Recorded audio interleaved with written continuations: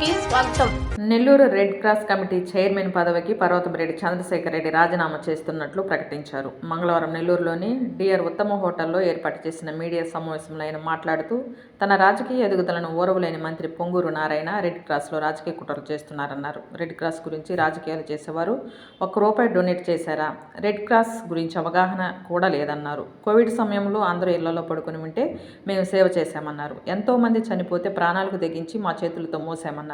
మంత్రి నారాయణ దిగజారుడు రాజకీయాలు మానుకోవాలని హితవు పలికారు. వేలాది మందికి Nellore red cross cancer hospital ఉచితంగా సేవలు అందిస్తుందని, నారాయణ ప్రైవేట్ క్యాన్సర్ హాస్పిటల్ ఏర్పాటు చేసేందుకు రకరకాలుగా ప్రయత్నిస్తూ తమపై కుట్ర రాజకీయాలు చేస్తున్నారని విమర్శించారు. తాను రెడ్ క్రాస్లో సేవ మాత్రమే చేశానని, రాజకీయాలు చేయలేదన్నారు. సొంత లాభం కోసం కుట్రలు చేయడం తగదన్నారు. అంటే 2-3 సంవత్సరాల నుంచి ప్రధానంగా కోవిడ్ ఇష్యూలో కానీ, అలానే తర్వాత వచ్చినటువంటి ఫ్లడ్స్ విషయంలో కానీ అనేకమైనటువంటి కార్యక్రమాలు, రెడ్ క్రాస్కు ఉన్నటువంటి ప్రాజెక్ట్స్ అన్నింటిలో కూడా చేసినటువంటి సర్వీసెస్ కానీ వీటన్నిటికి కూడా రాష్ట్రంలోనే కాదు దేశంలోనే నెల్లూరు రెడ్ క్రాస్కి ఒక మంచి పేరు ప్రతిష్ట రావడం మీ అందరికి కూడా తెలుసు. ఎన్ని సర్వీస్ యాక్టివిటీస్ చేసినాము, ప్రాణాలకు తెగించైనా కూడా కోవిడ్ టైంలో కానీ, తుఫాన్లు వచ్చినప్పుడు మిడ్నైట్లో కానీ ఇలా అనేక కార్యక్రమాలు చేసి నెల్లూరు రెడ్ క్రాస్కి రాష్ట్రంలో దేశంలో ఒక మంచి పేరుని తీసుకురావడం మీ అందరి కోఆపరేషన్ వల్ల, ప్రధానంగా నెల్లూరు ప్రజలు కానీ, జిల్లా ప్రజలు కానీ, మీడియా కానీ అందరూ కూడా దానికి సహకరించినారు. ప్రతి ఒక్కరికి కూడా పేరు పేరున నేను ధన్యవాదాలు తెలియజేస్తా ఉన్నాను. అయితే గడిచిన కొంతకాలంగా దీని మీద కొన్ని వార్తలు వస్తూ ఉన్నాయి. దానికి సంబంధించినటువంటి పూర్తి వాస్తవాల్ని మీ దృష్టికి తీసుకురావాలన్న ఒక లక్ష్యంతో ఈరోజు నేను మీ ముందుకు రావడం కూడా జరిగింది. ప్రధానంగా డిసెంబర్ 27వ తేదీన స్టేట్ నుంచి ఒక లెటర్ వచ్చింది. అది మీ అందరికీ కూడా సర్క్యులేట్ అవుతూ ఉంది. అదేవిధంగా ఈరోజు మార్నింగ్ కలెక్టర్ గారు రేపు మార్నింగ్ ఆయన ఒక మేనేజింగ్ కమిటీ మీటింగ్ని పెడుతున్నట్టుగా మా అందరికీ కూడా నోటీసులు ఇవ్వడం ఈరోజు మార్నింగ్ వచ్చింది. సో దీనికి సంబంధించినటువంటి పూర్వాపరాల్ని ఏం జరుగుతూ ఉంది, నెల్లూరు రెడ్ క్రాస్కు సంబంధించి ఇక్కడ ఏ విధమైనటువంటి పరిస్థితులు ఉన్నాయో నేను మీ దృష్టికి కొన్ని తీసుకొని వస్తాను. ప్రధానంగా మంత్రి నారాయణ గారిని నెల్లూరు ప్రజలు 70,000 మెజార్టీతో గెలిపించారు. ఒక మంచి మెజార్టీ ఇచ్చారు. దానికి కారణం ఏంటంటే ఆయన అందరికీ అందుబాటులో ఉంటాడు, పేద ప్రజలందరికీ సహాయం చేస్తాడు, చెప్పిన మాట మీద ఉంటాడు. ఇక్కడ నెల్లూరుకు సంబంధించినటువంటి డెవలప్మెంట్ యాక్టివిటీస్ ఏవైతే డెవలప్మెంట్ యాక్టివిటీస్ జరుగుతూ ఉన్నాయో వాటిని చేయడంతో పాటు కొత్తగా ఆయన అండర్గ్రౌండ్ డ్రైనేజ్ని కానీ, వాటర్ సిస్టమ్ని కానీ, ఇంకా మిగిలిపోయినటువంటి ఫ్లైఓవర్స్ కానీ, బ్రిడ్జిలు కానీ వీటన్నింటినీ కూడా ఆయన డెవలప్ చేసి నెల్లూరుకి ఒక మంచి పేరుని తీసుకొని వస్తారని అందరూ ఆశించాం. కానీ అందరూ కూడా 6 నెలల నుంచి చూస్తూ ఉన్నారు నెల్లూరు ప్రజలు ఎంత ఇబ్బందులు పడుతూ ఉన్నారో. ఆయన ఏకపక్ష ధోరణి, ఎవరిని పట్టించుకోకుండా ఆయన తీసుకుంటున్నటువంటి నిర్ణయాలు అందరూ కూడా గమనిస్తూ ఉన్నారు, బాధపడుతూ ఉన్నారు. ఇందుక మనం 70,000 మెజార్టీ ఆయనకి ఇచ్చింది అని. సో నేను ఇక్కడ 2 పాయింట్స్ని అక్కడ ఇక్కడ చెప్తా ఉన్నాను. సో ఇక్కడ దీనికి సంబంధించినటువంటి వాస్తవాలు నేను మీ దృష్టికి తీసుకొని వస్తాను. నారాయణ గారికి ఇన్స్టిట్యూషన్స్ ఉన్నాయి. ఆ ఇన్స్టిట్యూషన్స్కి సంబంధించి ఆయన ఏ విధంగా వెళ్ళారో అందరికీ తెలుసు. సో ఎన్నో ఇన్స్టిట్యూషన్స్ని ఇబ్బంది పెట్టడం కానీ, చాలామందిని ఏ విధంగా ఇబ్బంది పెట్టారో కొంతమందికి కూడా తెలుసు. అయితే ఇప్పుడు ఆయన రెడ్ క్రాస్ సంబంధించి ఆయన ఇన్వాల్వ్ కావడం అన్నది ఏ విధంగా ఎందుకు ఇన్వాల్వ్ అయినాడు అనే విషయాల్ని నేను మీ దృష్టికి తీసుకొని వస్తాను. నారాయణ గారికి నేను పొలిటికల్గా నేను ఒక పార్టీలో, ఆయన ఒక పార్టీలో ఉన్నారు. సో నా మీద ఆయనకి కొంత కోపం కానీ, లేకపోతే నా ఎదుగుదలని ఆయన సహించలేకపోవడం న్యాచురల్గా ఉండొచ్చు. నేను దానికి సిద్ధపడే వచ్చినాను, పాలిటిక్స్ని చేస్తాను.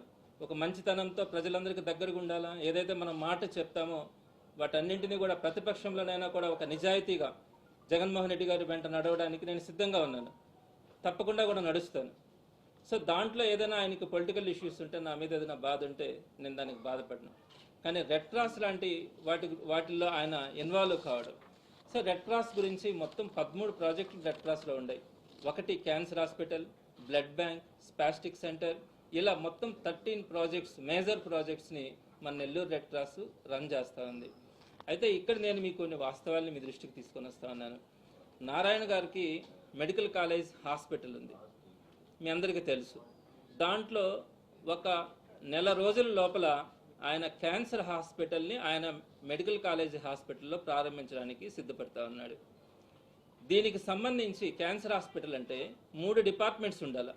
ఒకటి radiation oncology, medical oncology, surgical oncology. ఈ 3 డిపార్ట్మెంట్స్ ఉంటేనే ఏ క్యాన్సర్ పేషెంట్కైనా ఏ క్యాన్సర్ ఇన్స్టిట్యూషన్కైనా కూడా క్యాన్సర్కి సంబంధించి ఆరోగ్యశ్రీ క్లెయిమ్ అవుతుంది. అయితే ఆయన క్యాన్సర్ ఇన్స్టిట్యూషన్ని ప్రారంభించేటప్పుడు రేడియేషన్ ఆంకాలజీని ప్రారంభించడం ఆయనకి సాధ్యం కాదు. ఇప్పుడల్లా 1 year పడుతుంది.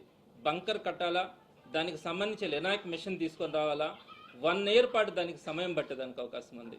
ఆయన మెడికల్ ఆంకాలజీ, సర్జికల్ ఆంకాలజీ ఈ రెండింటినీ ప్రారంభించాలని, రేడియేషన్ ఆంకాలజీకి సంబంధించి ఆయన ఇప్పుడు బంకర్ని కట్టే పరిస్థితిలో 1 year దాకా లేడు. కాబట్టి నాకు 1 నెల రోజుల క్రితం, నేను వాస్తవాలు చెప్తా ఉన్నాను, 1 నెల రోజుల క్రితం నాకు వాళ్ళ ప్రిన్సిపల్ ఫోన్ చేశాడు.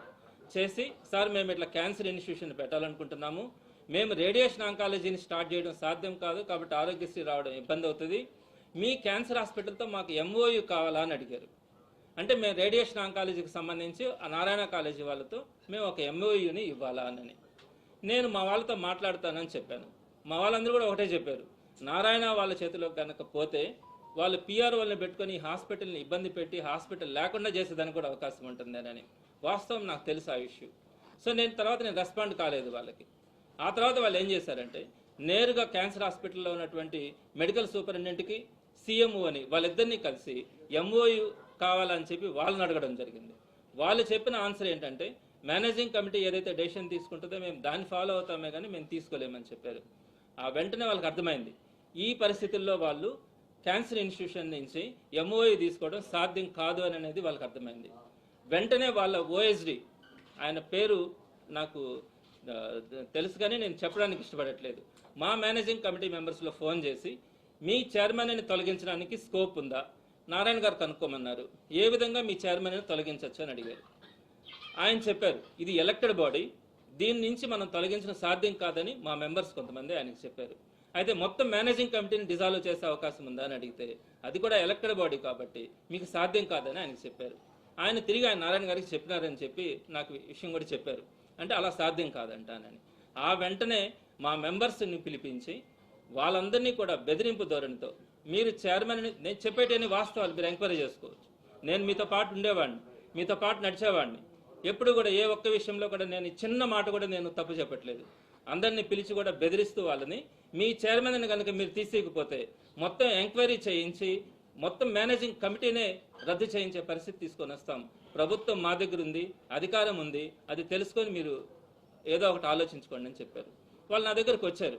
వాస్తవం నేను చెప్తా ఉన్నాను, వాళ్ళు నా దగ్గరకు వచ్చినప్పుడు మేనేజింగ్ కమిటీ మెంబర్స్ అందరికీ కూడా తెలుసు, నేను 3 నెలల నుంచి నేను రిజైన్ చేస్తాను, నేను నెల్లూరు సిటీ కాన్స్టిట్యున్సీ మీద నేను కాన్సన్ట్రేట్ చేయాలి, ప్రజలందరికీ అందుబాటులో ఉండాలి, ఫుల్ టైం నేను వాళ్ళతో పాటు నడవాలి, కాబట్టి నేను ఉండలేనని చెప్తే వాళ్ళు నాకు చెప్పినటువంటి సమాధానం ఏంటంటే, కొద్ది రోజులు ఉండండి, ప్రాజెక్ట్స్ అన్నీ రన్ అవుతా ఉన్నాయి. అంటే ఇప్పుడు కన్స్ట్రక్షన్ చేస్తూ ఉన్నాం, తలసేమియా ప్రాజెక్టుని 20 బెడ్ హాస్పిటల్ని డొనేషన్స్ అవి తీసుకొచ్చి కన్స్ట్రక్ట్ చేస్తూ ఉన్నాం, బ్లడ్ బ్యాంక్ని రెనోవేట్ చేస్తూ ఉన్నాం, స్పాస్టిక్ సెంటర్కి సంబంధించి ప్లే గ్రౌండ్స్ కానీ అవన్నీ కన్స్ట్రక్ట్ చేస్తూ ఉన్నాం. ఒక 20 days దాకా ఆ వర్క్స్ అన్నీ కూడా పడతాయి. చాలామంది దానికి సంబంధించినటువంటి డొనేషన్స్ కూడా ఇచ్చారు. సో ఇవన్నీ జరుగుతూ ఉన్నాయి, కొంతకాలం వెయిట్ చేయమని చెప్పారు. సో ఇప్పుడు ఏదైతే ఈ మా మేనేజింగ్ కమిటీ మెంబర్స్ని వాళ్ళు పిలిచి మీరు చైర్మన్ని తీసేయండి లేకపోతే మేనేజింగ్ కమిటీనే రద్దు చేయాల్సి వస్తుందని చెప్పినారు. వాళ్ళు మన దగ్గరకు వచ్చినప్పుడు మేము 15 మంది అటెండ్ కావడానికి అందరం కూడా అటెండ్ అయినాం. అప్పుడు అందరూ కూడా నాతో ఒకటే చెప్పారు, సో ఈ ప్రాజెక్ట్స్ అన్నీ కూడా 20 daysలో మన కన్స్ట్రక్షన్స్ అన్నీ అయిపోతూ ఉన్నాయి, ఇవి కంప్లీట్ చేయండి ఫస్ట్ అని చెప్పారు. అప్పుడు నేను వాళ్ళతో చెప్పాను, సరే నాకు కూడా ఇష్టం లేదు కాబట్టి ఉండడం అన్నది, కొనసాగడం అన్నది, ఒక 20 రోజులు టైం తీసుకొని నేను ఈ ప్రాజెక్టులన్నీ కూడా కంప్లీట్ చేయించేసి నేను రిజైన్ చేస్తాను January ending లోపల అని చెప్పి చెప్పడం జరిగింది. అయితే ఈ విషయాన్ని వాళ్ళు క్యారీ చేసిన తర్వాత మళ్ళా ఆ 20 రోజుల దాకా కూడా ఓపిక పట్టలేక స్టేట్ నుంచి ఒక లెటర్ని తీసుకొని వచ్చారు. అది చాలా అసంబద్ధమైనది, నేను దాని గురించి కూడా మీకు వివరిస్తాను.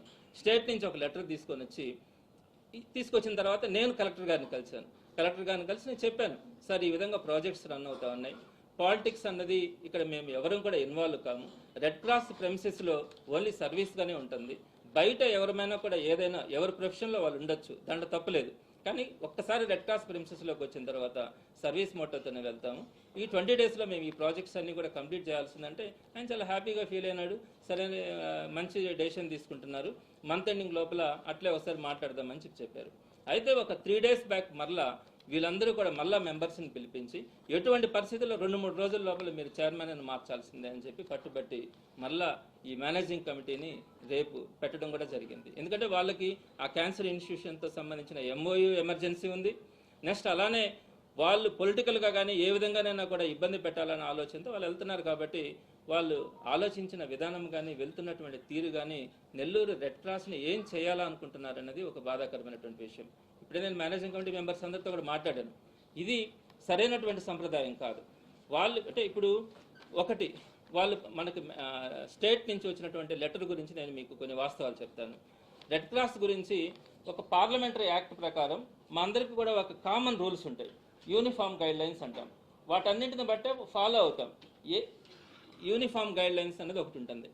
దీంట్లో ఉన్నటువంటి వాస్తవాలు ఏంటంటే ఒక లైఫ్ మెంబర్గా ఎవరైనా జాయిన్ కావాలంటే క్యాస్ట్ చూడకూడదు, రిలీజియన్ చూడకూడదు, పొలిటికల్ ఇష్యూస్ చూడకూడదు, ఎవరైనా కూడా లైఫ్ మెంబర్గా జాయిన్ కావచ్చు అన్నది మా యూనిఫామ్ గైడ్ లైన్స్లో ఉంటుంది.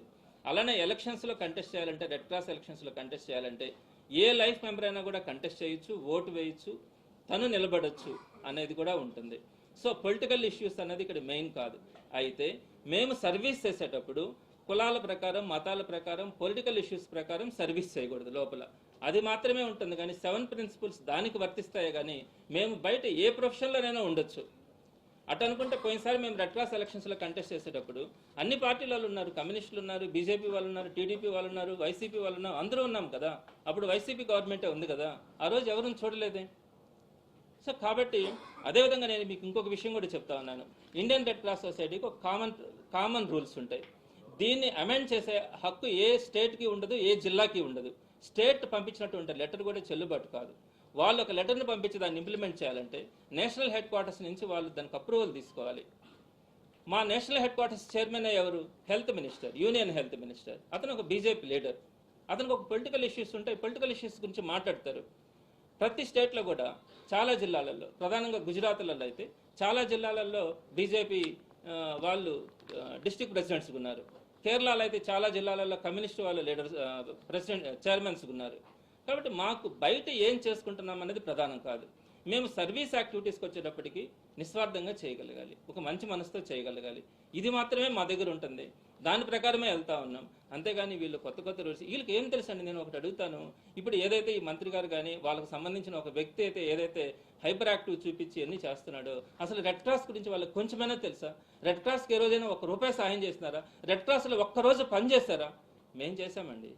కోవిడ్లో వీళ్ళందరూ ఇళ్లలో పడుకొని ఉంటే మేము రోడ్డు మీదనే తిరిగాం. మీరందరూ కూడా ప్రెస్ వాళ్ళు కూడా తిరిగారు. డెడ్ బాడీస్ని మా చేతులు కూడా మేము క్రిమేషన్ చేశామండి.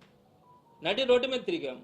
కోవిడ్ హాస్పిటల్స్లో మేము సర్వీస్ చేశాము. అక్కడికి వచ్చినటువంటి పేషెంట్స్కి కానీ అటెండెన్స్కి కానీ భోజనాలు మేము అక్కడ నుండి సప్లై చేశాము. రిసెప్షన్లో ఎవరు ఉండడానికి ధైర్యం చేయకపోతే మేము రిసెప్షన్లో ఉన్నాము. మిడ్ నైట్ వెంకటేశ్వరపురంలో ఫ్లడ్స్ వచ్చి అక్కడ నుంచి కొట్టుకుపోతా ఉన్నాయంటే 1:30 ఎప్పుడు ఆ వర్షాలలో వెళ్ళి బస్సులు పెట్టి వాళ్ళందరినీ తీసుకొని వచ్చి మా కాలేజీలో పెట్టుకున్నాం. 5 days పాటు వాళ్ళందరినీ సేవ్ చేశాం. ఎన్నిసార్లు ఫ్లడ్స్ వస్తే నైట్ టైం పోయినాము. తర్వాత వాళ్ళకి కావాల్సినటువంటి ప్రతిదీ కూడా సర్వీస్ చేస్తూ ఉన్నాం. ఏ ఆపద వచ్చినా చేస్తూ ఉన్నాం.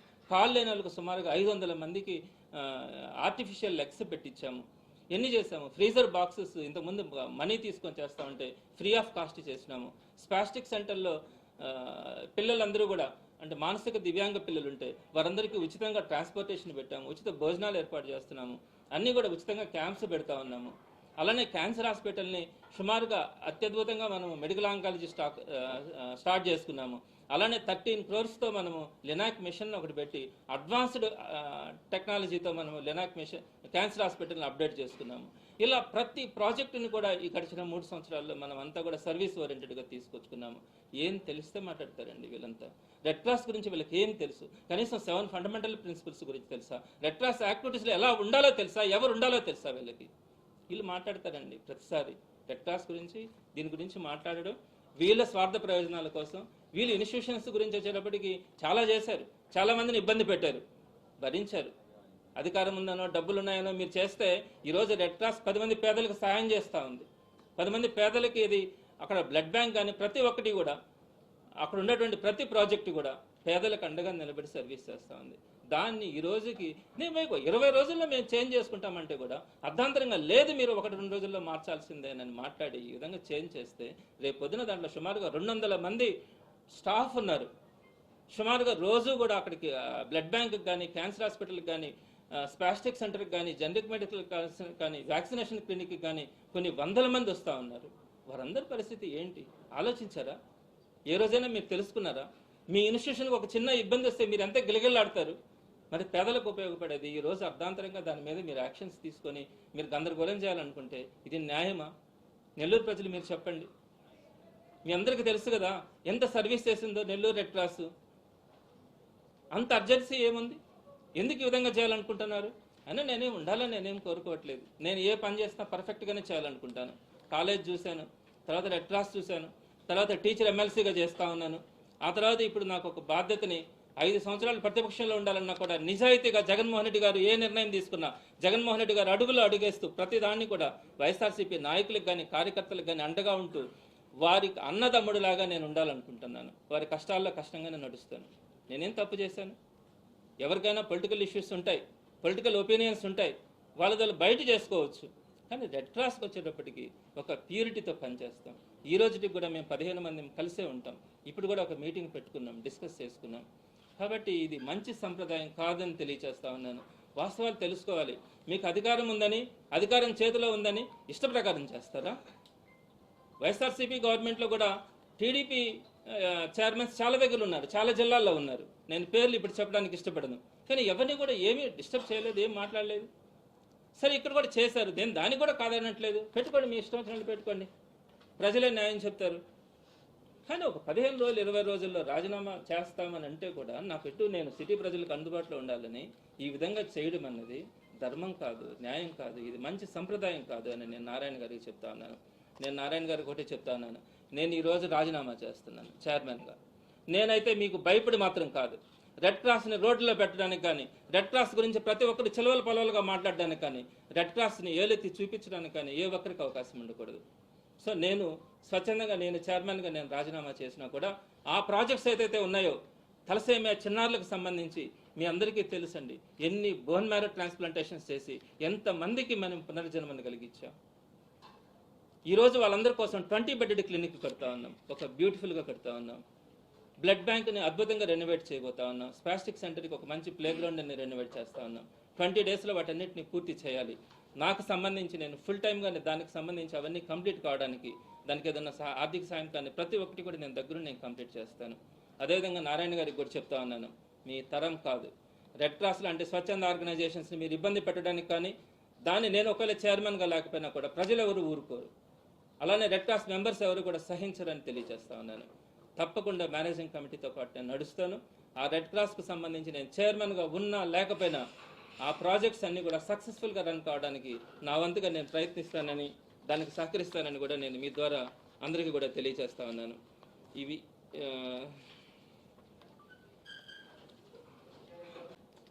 నా రాజీనామా